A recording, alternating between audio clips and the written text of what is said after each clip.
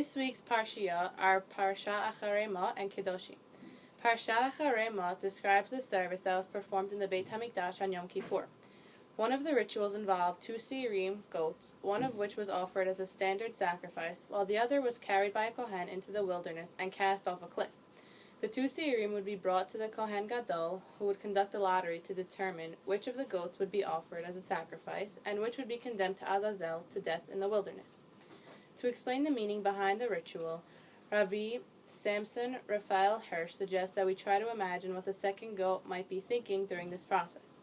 At first glance, it appears that he won the lottery.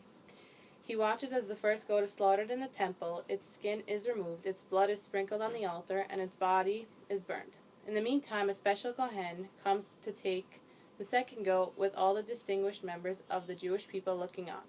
He is led through the streets of Jerusalem and taken along a scenic route out into the wilderness. All throughout, he likely thinks to himself, I got the better deal. The poor other goat was brutally killed while I get to remain alive and be treated with honor. Suddenly, the Kohen stops and prepares to cast the goat off the mountain. At that moment, the goat realizes that he, in fact, was the loser. True, the first goat was killed. It had to make the ultimate sacrifice, but at least it made a sacrifice to God. But he, as it turns out, is doomed to die in an empty wilderness. It may have appeared all along that he was the winner, but in the end it became clear that the first goat, which was sacrificed to God, was the one who won the lottery. Rabbi Hirsch explained that his very same concept applies to religious and secular life. A non-observant Jew may likely see himself as the winner, as the one who has the better end of the deal. He is not bound in his mind by the many restrictions and obligations of religious life. He can eat whatever he wants. He is not required to arise early in the morning to go to the synagogue. He does not have to provide his children with a Torah education, and so on. A non-observant Jew may look upon the religious Jew with pity, as he has to work so hard and sacrifice so much to God, while he is allowed to enjoy the comforts and pleasures of secular life. But ultimately, it becomes clear that the first goat, the observant Jew, is the real winner.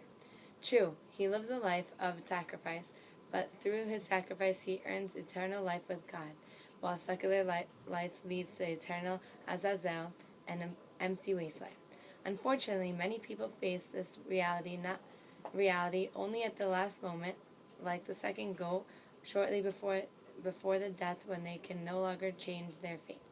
Fortunate is the one, Rabbi Hirsch writes, who realizes his mistakes earlier in life, when he still has the opportunity to change his lifestyle.